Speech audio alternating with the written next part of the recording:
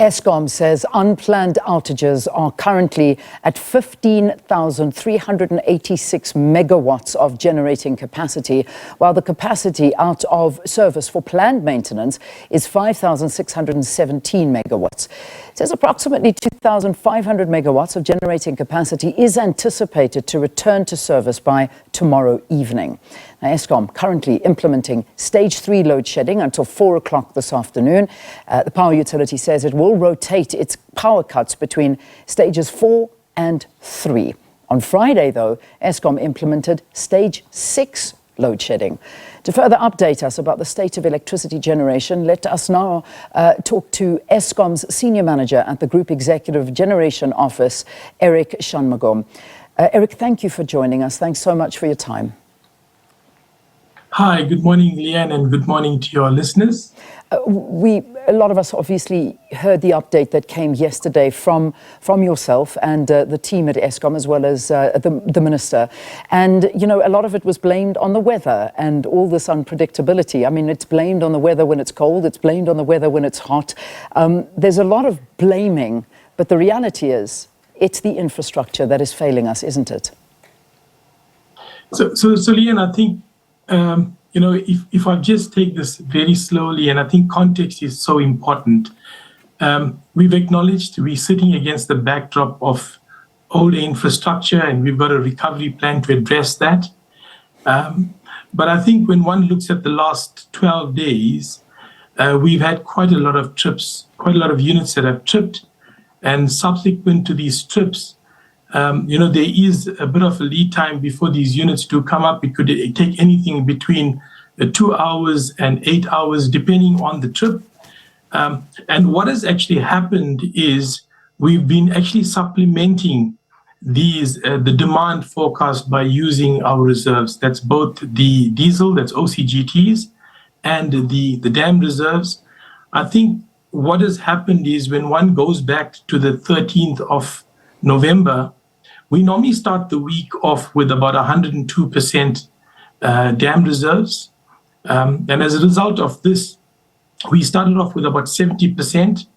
And on Monday, unfortunately, we had 7 units that tripped.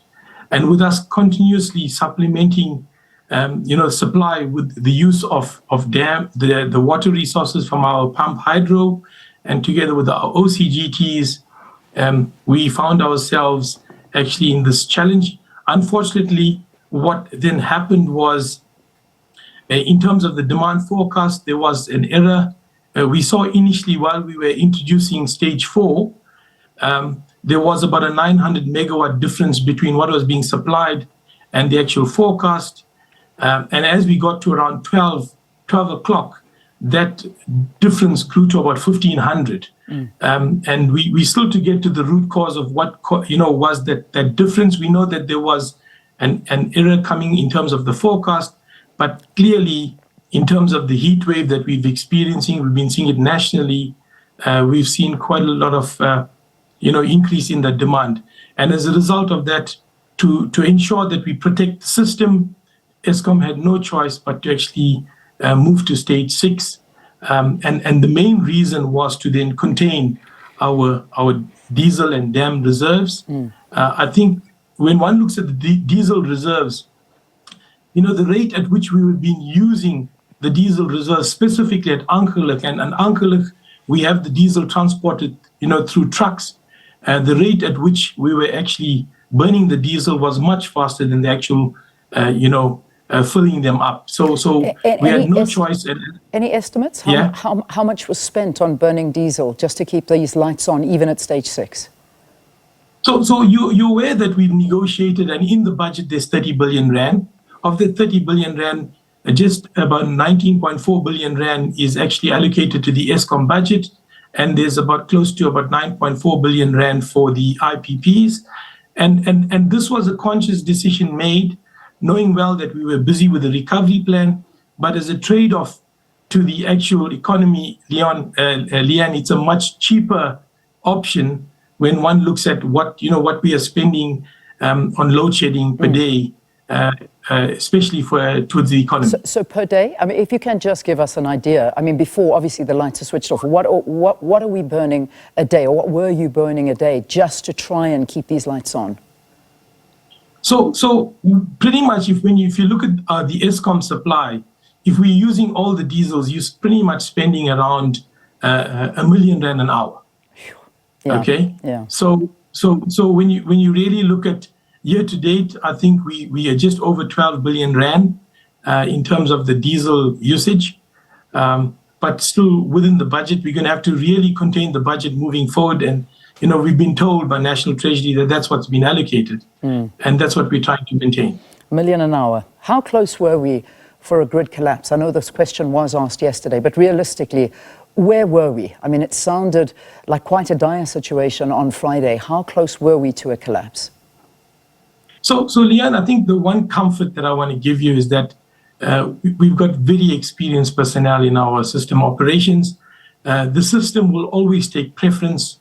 We were nowhere near a grid collapse. If you remember when we communicated the summer outlook, the objective was, where possible, we will try to get lower, but we committed to at least stage 4, and we've, I think, been doing pretty well until we got to stage 6. But when we did our scenario planning, there was, there were 3 scenarios that were planned for, but we were not anywhere near a grid collapse. And then, as I said, the system operator will take all precautions to ensure that the system is protected.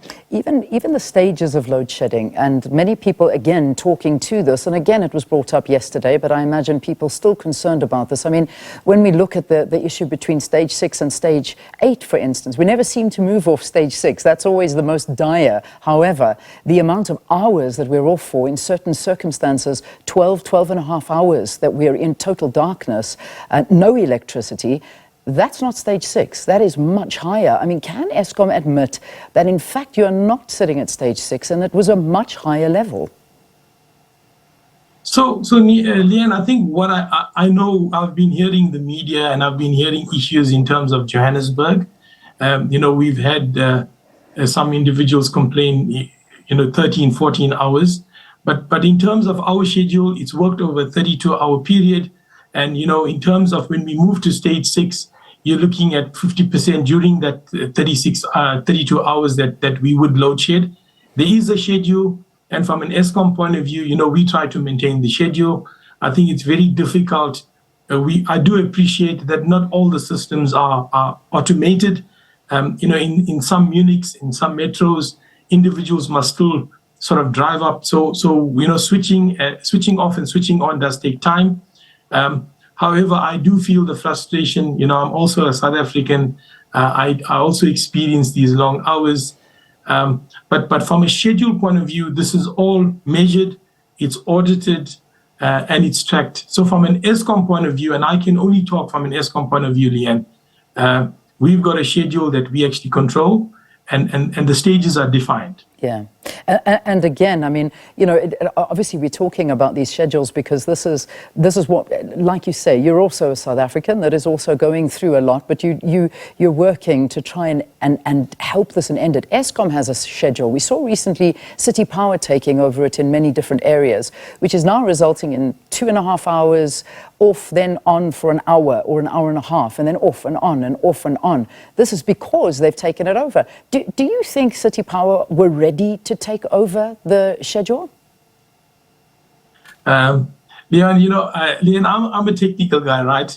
I think. But in reality, I know you're a technical guy, which makes it even better, because technically it doesn't make sense that I mean, this is going to cause untold problems if it's not sorted out. Yeah, so I would like to think that when City Power were negotiating with Eskom, in terms of their customer base, they wanted to have a priority profile, and meet that profile. Unfortunately, we've seen what has happened. I'm sure in the coming days that there'll be more negotiations, but that's clearly out of my sort of delegation as such. Yeah, and another thing I know you're going to tell me is out of your delegation is the issue around politicians. And they really do. They come out and they promise the world, telling us that load shedding will be ended in December. Come the end of this year, load shedding will be a thing of the past. We know it's politicking. I mean, we need to see through this. But I'm going to ask you for the truth, not politics. I don't think you mind. You're not looking for votes. The reality is Eskom is here to stay. By the end of December, are we going to see the end of it? So Leanne, I think what we have said, we've got a recovery plan, and we are meeting that recovery plan. I think sadly and unfortunately, we have an unreliable system. Some of the units are still vulnerable. We are seeing quite a lot of units we are forcing out also through to boiler tube leaks. We've got a plan, and once we start to see the 2 Kusile units come in towards the end of the year, all I can confirm is that the level of load shedding and the frequency of load shedding should stop. However, in terms of taking away load shedding, I would say as we move into the new year, we start to now get some of the other bigger units. We start to see Medupi 4, which we want to recover by the mid of next year. Then we start to see improved performance from the likes of Creel, from the likes of Tutuka. Then we will be sitting with, I think, an additional buffer. But what we must not underplay from a technical point of view, yes, we do have an older fleet that we are trying hard. We've got a recovery plan that's supported by government. It's being driven by NECOM. It's being driven hard under the leadership of the president. But this new capacity that we talk about is needed. And I believe that, one of the critical work streams that's being looked at in the under the net joints, the NECOM, and we definitely need this new capacity to come in to actually support the system. So Eskom's got 6,000 megawatts that we have actually committed to recover, and we believe it will play a major role in stabilizing the system and reducing load shedding. We should see lesser frequency. However, I can't guarantee that load shedding will stop. No, certainly. Certainly. I don't think anybody can. And that's the reality. I mean, we had a very interesting conversation with Chris Yelland last night during our Full View program.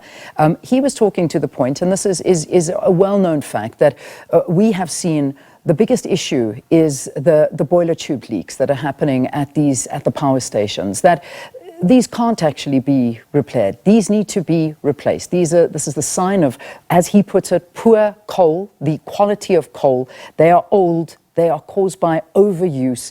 These power stations are nearing their end of life. And the bottom line is they're never going to be fixed. So until we get new units online, which is taking forever, whether we're talking independent power producers or any of the other plans you're talking about, we're going to suffer. And that's the reality. This is just putting a Band-Aid over a major problem. So Leanne, allow me to actually counter Chris's argument, right? We have international benchmarks. So in terms of boiler tube leaks, we have an independent report. We have EPRI, which is an American institute that actually has done an international report. The benchmark for boiler tube leaks is 1.8 tube leaks per station per year. And we are trending just above 2. We believe when you really look at the context, we should be trending downwards towards the 1.8.